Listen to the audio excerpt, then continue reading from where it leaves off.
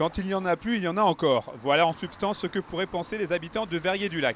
Après 2 dimanches consécutifs marqués par une très forte abstention aux élections départementales et régionales, les 1900 Vérolins et Vérolaines inscrits sur les listes électorales vont devoir une nouvelle fois passer par l'école du village qui héberge les bureaux de vote ce dimanche 4 juillet.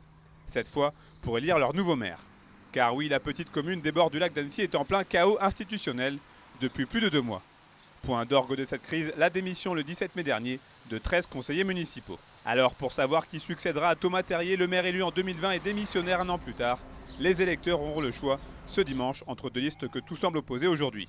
D'un côté, Jean-François Nord, maire adjoint en exercice, qui a choisi de mener la liste Verrier au cœur. Il n'était pas question pour moi qu'une seule liste soit candidate, puisque les Vérolins n'auraient pas pu s'exprimer de manière démocratique. Il était donc impératif que quelqu'un d'autre propose une autre liste.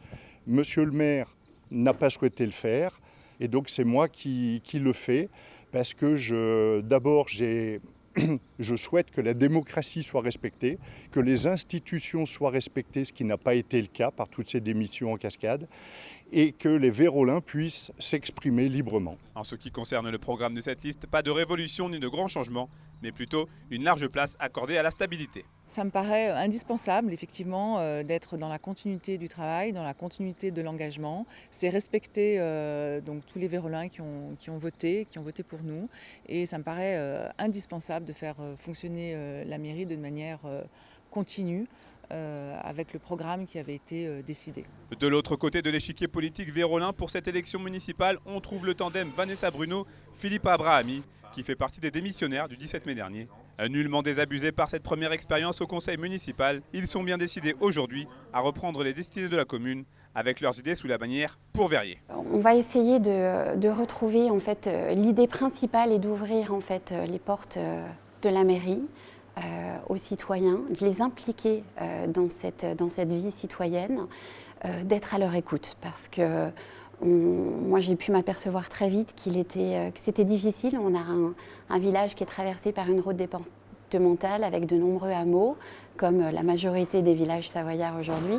Mais l'idée c'est de remettre du lien, et pour pouvoir permettre une union en fait, au sein de ce village et les écouter. On a souhaité renouveler cette expérience parce qu'on souhaitait réellement réaliser des choses avec les Vérolins. Reste à savoir si les électeurs répondront présents pour cette étape cruciale dans la vie de leur commune. Ce qui s'est passé durant cette année les a beaucoup interpellés, à juste titre. Et je pense qu'ils veulent tourner cette page, donc ils vont participer massivement. Du moins on l'espère. Si les 2 listes opposées ce dimanche paraissent bien éloignées les unes des autres, elles sont d'accord sur une chose, cette instabilité institutionnelle n'a pas vocation à réconcilier les Français avec la politique.